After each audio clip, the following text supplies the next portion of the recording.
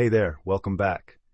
I'm Flat Rate Mechanic, and today we're diving into a topic that can make any car owner feel a little anxious. That dreaded P0420 code lighting up your dashboard. But don't panic just yet. Before you start searching for a hefty catalytic converter replacement, I've got a trick up my sleeve that could save you hundreds of bucks. You see, often your catalytic converter isn't completely shot. It might just be clogged and in need of a solid cleaning. So let's walk through how to tackle this the right way. First up, what's the deal with the P0420 code? Essentially, your car's computer is waving a red flag, telling you that the catalytic converter efficiency is below the threshold on. Bank 1. In layman's terms, your cat isn't filtering those exhaust gases as effectively as it should. Now, before jumping to the conclusion that you need a brand new catalytic converter, consider this. Often it's just gunked up with carbon deposits and other buildup over time.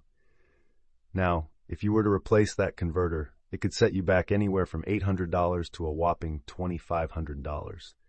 Yikes. But hey, before you write that check, it's wise to rule out other potential culprits. Bad oxygen sensors, exhaust leaks, or an engine running too rich can all lead to that pesky code. If everything checks out and it's just the converter that's in trouble, then let's get to work. Alright, here's where it gets real. You'll need to remove that catalytic converter. I know, sounds intimidating, but it's not as bad as it sounds once you're under there. Safety first, though. Make sure you've got the right tools, like a jack and jack stands, a socket set with extensions, some penetrating oil, a wire brush, a catalytic converter cleaner, and new gaskets if needed. Start by safely lifting your car up in the air.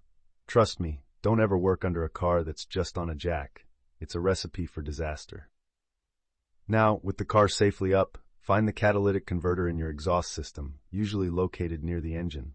Before you start unscrewing bolts, give them a good spray with penetrating oil and let it soak for about 15 to 20 minutes. This is crucial because those bolts are likely rusty and you want to avoid any headaches down the line. When loosening them, take your time. If one feels like it's about to strip, stop and add more penetrating oil. Remember, muscling through won't win you any prizes. Now, you've got the converter off. Here comes the fun part, the cleaning process. Grab a quality catalytic converter cleaner. Don't skimp on this. The good stuff works wonders. You'll pour some cleaner into the converter, plug one end, and let it sit. Depending on your cleaner, you might wait a few hours or even overnight. What does this cleaning do?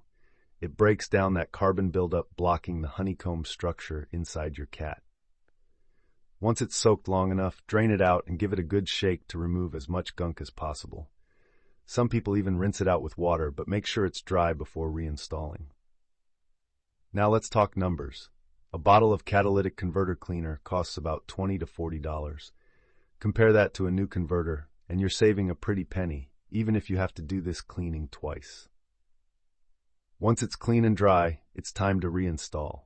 If your converter uses gaskets, put in new ones. You definitely don't want to reuse old ones. When putting it back on, start threading all the bolts by hand first, then tighten them in a crisscross pattern. This ensures everything sits evenly. And don't go overboard with the torque. Check your service manual for the right specs. After you've got everything back together, start up the car and listen for any exhaust leaks. If you hear a ticking or hissing sound, you've got some detective work to do. But here's the thing. Your check engine light might not turn off right away. You'll need to drive your car for about 50 to 100 miles for the computer to run a drive cycle and verify that the problem is fixed.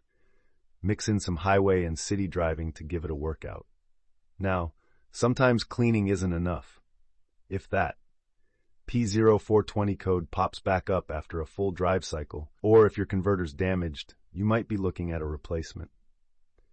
And don't forget to check your oxygen sensors before buying a new converter.